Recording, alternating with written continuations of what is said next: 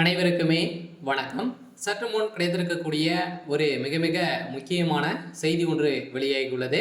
சற்று முன் சட்டசபையில் வெடித்த கலவரம், ஸ்டாலினுக்கு கத்தி குத்து, போலீஸ் குவிப்பு, இது மாதிரி செய்திகள் வெளியாயிருக்கு. இப்போ பார்த்தீங்கன்னா சட்டப்பேரவை தமிழகத்தில் 2025 பட்ஜெட்கான சட்டப்பேரவை பார்த்தீங்கன்னா வருகின்ற ஏப்ரல் 30ஆம் தேதி வரைக்கும் பார்த்தீங்கன்னா இது நடைபெறும் அப்படின்றத சொல்லியிருக்காங்க.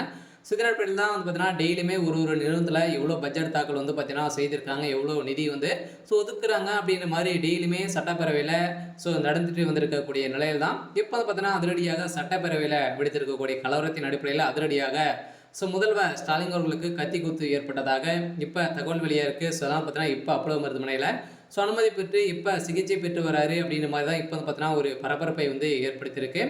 இதை பற்றி இந்த வீடியோவில் நம்ம முழுமையாக பார்க்கலாம். அதுக்கு முன்னாடி நம்ம சேனலுக்கு இப்போ தான் நீங்கள் முதல் முறையாக வந்திருக்கீங்க அப்படின்னா மறக்காமல் நம்மளுடைய சேனலை சப்ஸ்கிரைப் பண்ணி சப்போர்ட் பண்ணுங்கள். வாங்க வீடியோக்குள்ளே போகலாம்.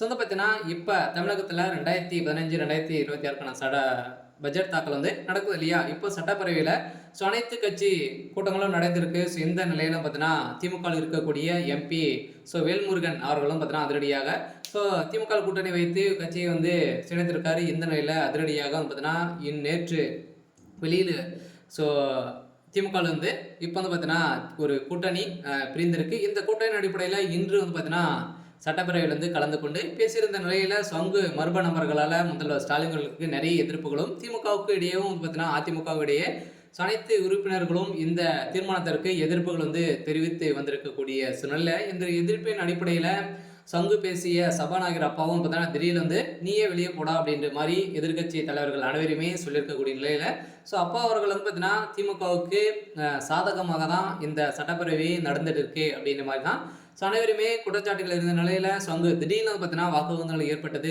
அந்த வாக்குவாதத்தின் அடிப்படையில் அங்கே பார்த்தீங்கன்னா ஒரு கலவரங்களாகவே மாறி போலீஸ் குவிக்கப்பட்டு இருக்கக்கூடிய நிலையில் அங்கே பார்த்தீங்கன்னா திடீர்னு அந்த கலவரத்தில் முதல்வர் ஸ்டாலின் அவர்கள் பார்த்தீங்கன்னா கத்தி குத்து ஏற்பட்டதாக இப்போ தகவல் வெளியே இருக்கக்கூடிய நிலையில் தான் இப்போ அதிரடியாக வரலாற்றிலேயே முதல் முறையாக இப்போ தான் சட்டப்பேரவையில் இது மாதிரி நடந்திருக்கு. திமுகவுடைய ஆட்சிக்கு ஒரு கேள்விக்குறி வைக்கக்கூடிய முற்றுப்புள்ளி வைக்கக்கூடிய அளவுக்கு தான் இப்போ நடந்திருக்கு. அதனால் வருகின்ற இந்த திமுகவுடைய ஆட்சியில் நடந்த ஊழல்கள் அனைத்துமே பார்த்தீங்கன்னா கண்டுகொள்ளாமல் இவங்க பார்த்தீங்கன்னா வருகின்ற சட்டமன்ற தேர்தலுக்காக அனைத்து பட்ஜெட் தாக்கலும் பார்த்தீங்கன்னா எந்த ஒரு செயல்படுத்த மாட்டாங்க. அனைத்து பணங்களிலுமே ஊழல் தான் செய்ய போகிறாங்க அப்படின்ற மாதிரி நிறைய கட்சி நிறைய தலைவர்கள் பார்த்தீங்கன்னா இது சொல்லியிருக்கக்கூடிய நிலையில் தான் இப்போ அதிரடியாக இந்த சட்டப்பேரவையில் வெடித்த கலவரத்தின் அடிப்படையில் தான் இப்போ பார்த்தீங்கன்னா அதிமுகவினருக்கும் அதே மாதிரி வேல்முருகன் அதிமுகவிடையே ஒரு மோதல் ஏற்படுது, வாக்குவாதமும் ஏற்பட்டிருந்த நிலையில் தான் இப்போ முதல்வர் ஸ்டாலின் அவர்கள் இதில் ஈடுபட்டு அவருக்கு கத்தி குத்தி ஏற்பட்டதாக தகவல் வெளியாக இருக்குது. சரி, ஓகே. இன்னைக்கான அப்டேட் இதுதான். மறக்காமல் நம்மளுடைய சேனலை சப்ஸ்கிரைப் பண்ணி பாருங்கள். தேங்க்யூ.